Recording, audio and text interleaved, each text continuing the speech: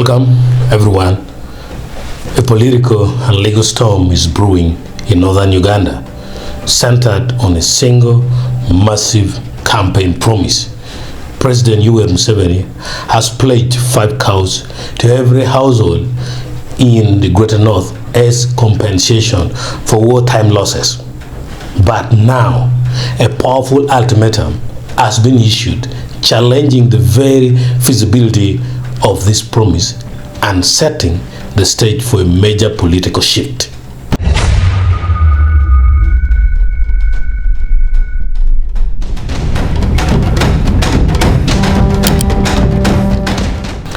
According to a breaking report from the Daily Monitor, the Greater North War Claimants Association has delivered a final demand to the government. They are insisting that the state finally honor its decades-old legal obligation to compensate them for cattle lost during the LRA insurgency. And they have set a firm deadline, deliver before Christmas or face the consequences.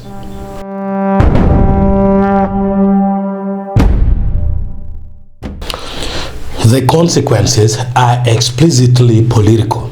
The association's leadership has declared that if the cattle are not delivered by December the 24th, the vast voting bloc of war claimants across Acholi, Lao, and Teso will abandon the NRM and cast their ballots for opposition candidate Bobby Wine.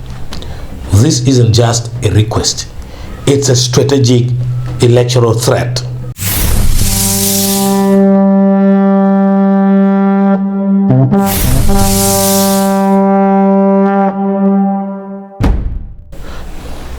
But this raises a critical question that goes beyond politics. Is President Museveni's promise of 5 cows per household even logistically or economically possible? To find the answer, we must turn to the experts, respected voices from the region who have analyzed this issue for years.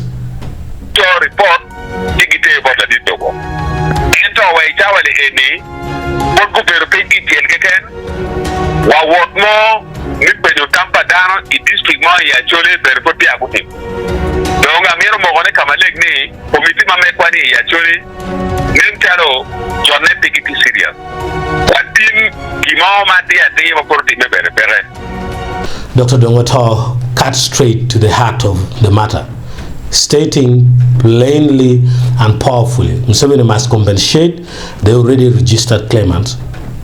His challenge, his colleague Dr. Olanya Gilbert, followed with equal clarity, asserting this is not a restocking issue, it's a legal obligation. Compensation is totally different from rehabilitation. Compensation legally is different from rehabilitation. You pay for what has been lost. This is a subject matter before court. And even if this government decides that they will rehabilitate and give 5 cows per household, this will not be the last government, because people have to be paid for what was picked from here. So I would appeal to you, Excellency. You mean well. You made a bold decision to make an executive order against your own tribesmen. You mean well for our people. But it hurts us to see the cows of Balalo when ours is not there, and today they come to tell us, let us give everyone 5. They took 5,000 cows. You now want to give 3 cows? This is ludicrous. This is an insult. Their distinction is absolutely vital. They are arguing that this should not be treated as a new government handout or a campaign gift.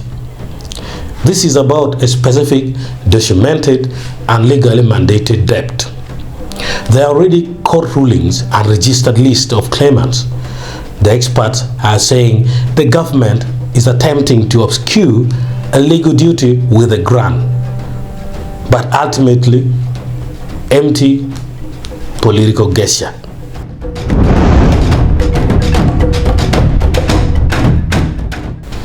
So let's subject this grand gesture to a rigorous fact check. Let's look at the data provided by the Uganda National NGO Forum. When we break down the numbers, the scale of this promise moves from ambitious to utterly implausible.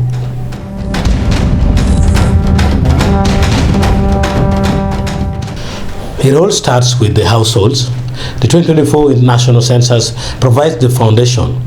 There are 466,128 households in Acholi. There are 575,559 households in Lao, and there are 489,620 households in Teso. When you add these three sub-regions together, you get a total of over 1.5 million households, all expecting this compensation.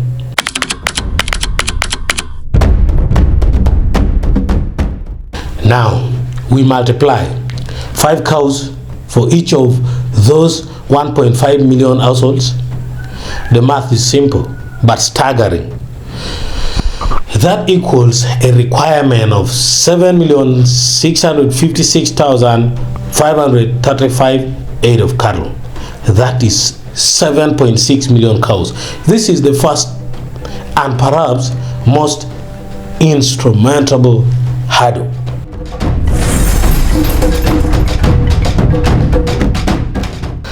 Why is this number so insurmountable?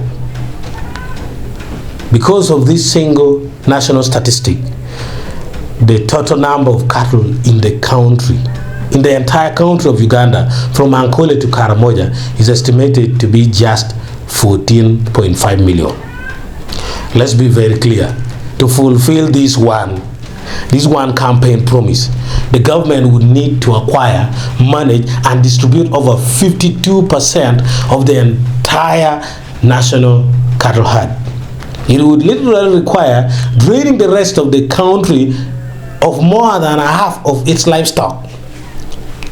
This isn't just difficult, it is a logistical and economic impossibility that would cripple the national agricultural sector.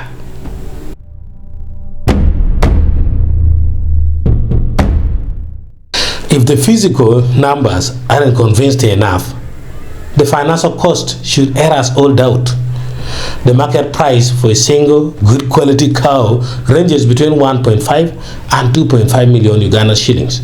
Using the most conservative estimate, the total cost for 7.6 million cows would be a mind-boggling 15.3 trillion shillings.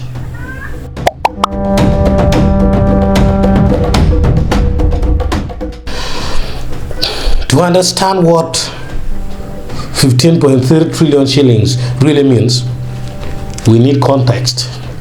The entire national budget for Uganda for the upcoming financial year is 72.4 trillion shillings. This single promise would therefore consume an unbelievable 20% of the entire national budget. It would be more than the annual budgets for the health, education, and infrastructure sectors combined. The fact checker's verdict is, unsurprisingly, a definitive not possible in the short term. In reality, it's not possible in any term.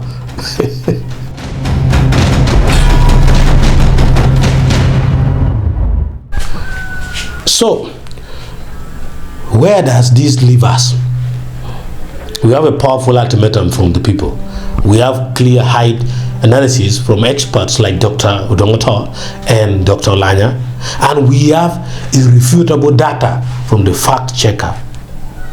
When you synthesize all of this information, the conclusion is not just clear, it is inescapable.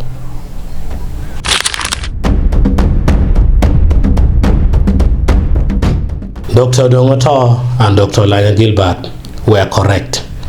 This promise of 5 cows per household is not a sincere, feasible plan for restitution.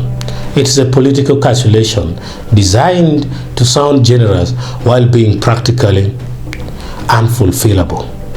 It is an attempt to replace a specific legally enforceable obligation with a vague and impossible campaign gift, hoping that the grand gestures will overshadow the government's failure to obey the courts.